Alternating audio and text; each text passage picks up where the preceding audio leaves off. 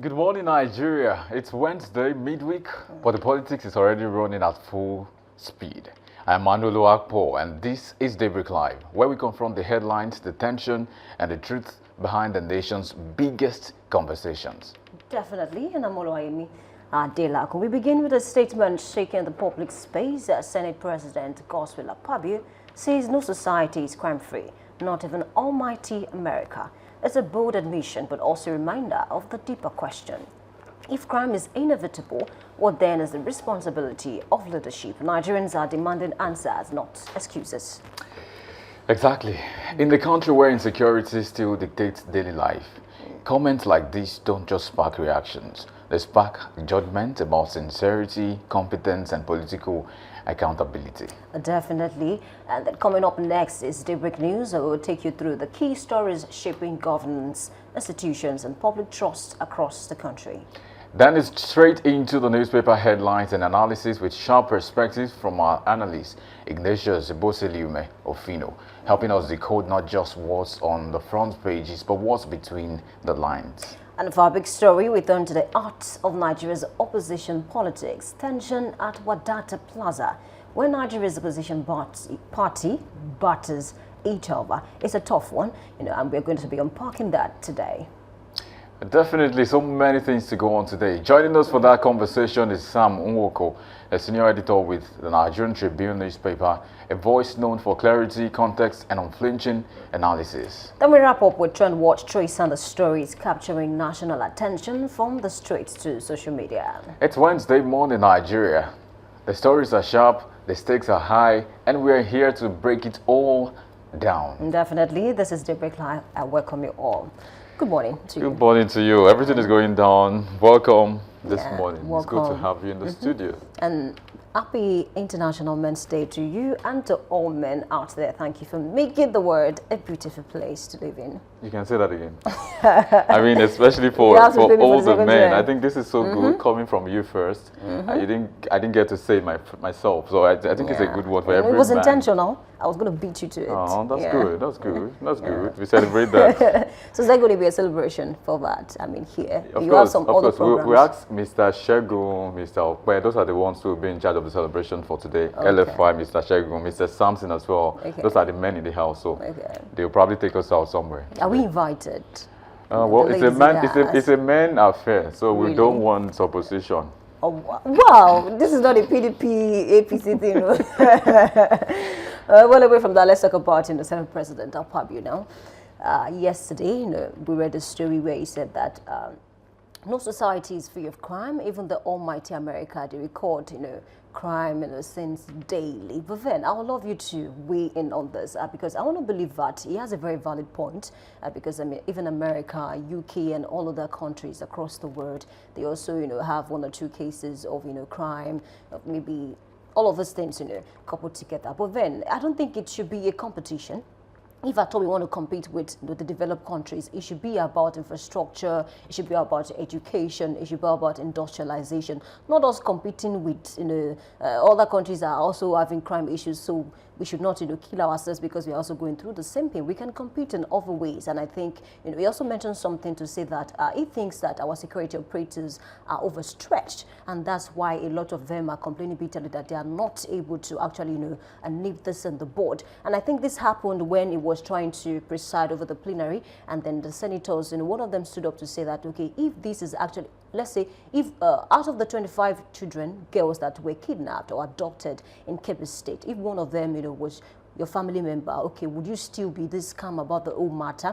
And another thing is the fact that a Brigadier General, Musa, was also killed. So all of these things, and even in that same school where 25 girls were kidnapped, I think the vice principal, when he was trying to defend the girls from being abducted, he was shot and then he died. And I was watching the interview of his wife yesterday, and she was speaking Hausa, so I couldn't really hear. But then I think some persons tried to translate that this meant they just came in at about 5 a.m. in the morning, and a lot of persons were even shot. And then I even read a story that said that some identified borders are on the ground that people are unable to identify yet. So it was a gory sight. And all of these things happening, I don't think we should defend ourselves to say that other countries also go through the same thing. Can we begin to look for the way out, honestly?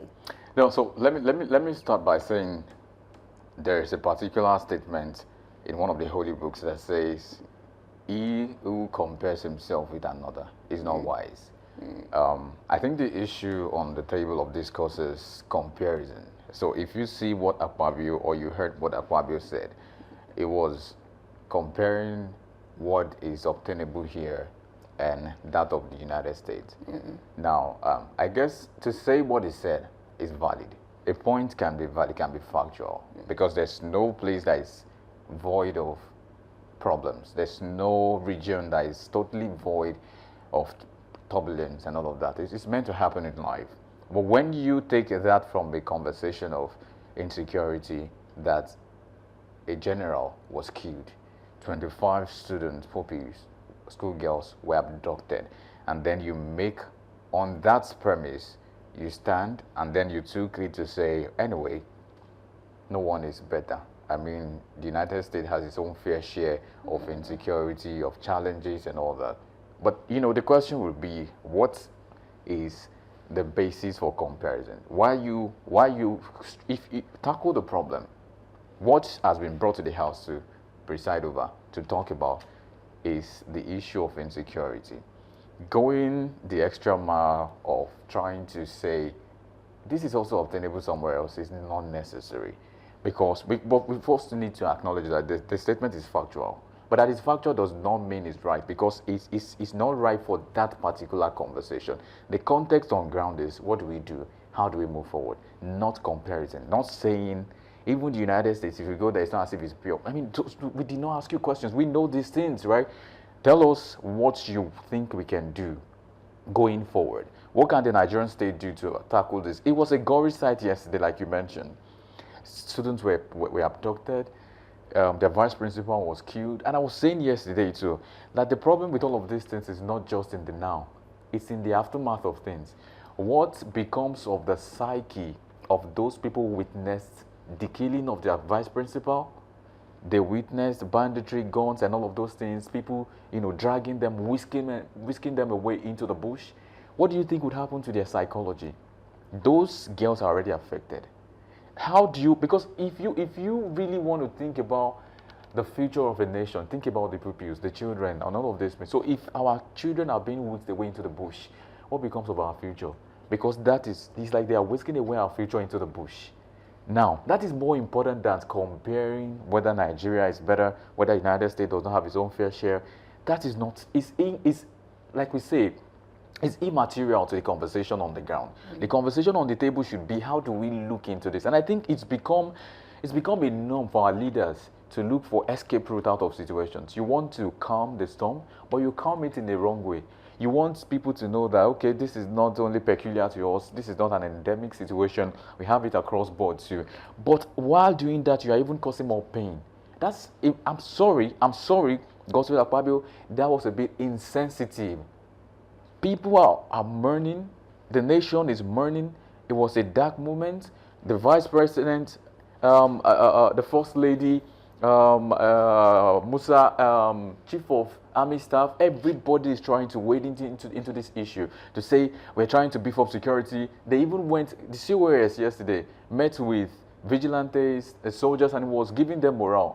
We actually played it on one of our news bulletins at Dominion Radio, and you could see the whole atmosphere. Everybody's trying to say, let's do something, and the president gave a directive, guys, strike. That's more important. Talk about how best they can apprehend the situation, how best they can curtail it and not have it happening again in the country. That is more material. It's immaterial to compare. It's immaterial to say whether or not United States University is having a problem. United States of America, I meant to say, did I say university? Maybe that's where you're going. But anyway, so I'm saying that all of that is immaterial to the conversation on the ground. Yeah. Tackle the issue. Let's take it right as we can. If there's anything the National Assembly can do for the military to also empower them, to strengthen them, to encourage them, let's do that. Instead of saying the United States is also facing crisis. Honestly, I think you're very spot on. And then he mentioned that, okay, all of the society, especially the US, they're also facing this. When it comes to countries that have been able to neutralize bandits and terrorists, I think United States will probably be maybe are the number one of all of those countries, because I mean they've done it over time. Can we learn from them instead of saying they also suffer all of these? Can we begin to talk about the areas where they are doing so well? Can we compete with them? Can we say, okay, we also, the same way we are seeing development in the United States, we're also seeing it in Nigeria. Can we have those conversations? I don't think we can have those conversations. And then to think that issues like this will bring back some painful memories, because I recall that when the Chibok thing happened, a lot of women, a lot of groups, and even men came out to protest bitterly, about the whole abduction. And I heard that some of them were able to escape. And even these recent 25 girls that were abducted in Kebbi State, I think one of them have been able to escape as well. So it is a sad reality to see that all of this are happening. And I want to believe that the Senate President can use his good office to actually speak up. I mean, for the people. If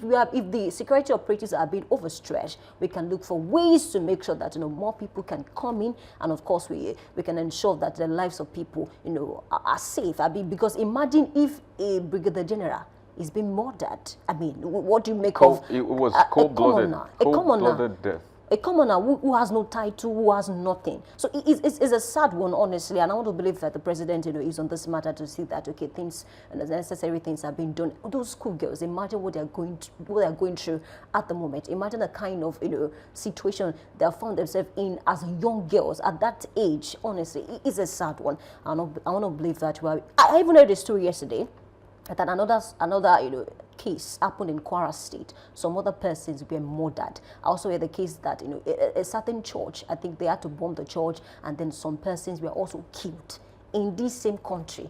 And you still see some persons come out to say that, okay, people are not being killed, we are just escalating the matter, it's not that deep, let's stop calling to foreign or maybe international bodies to come and save us. It's a sad one, really. I want to believe that a day will come when we don't have to talk about all of this on Daybreak Live, because I mean it must have been beaten down, honestly. All right, there's so much we can say about all of this, but I think it's also important that we tell our leaders that no matter how much you try to cover up these things, it will come out. This age and time, you can't even cover it. People have enough gadgets to show whatever you say is not happening, and you're trying to cover it up by being influential about the media, trying to poke nose into the media to say, this is what I want you to project.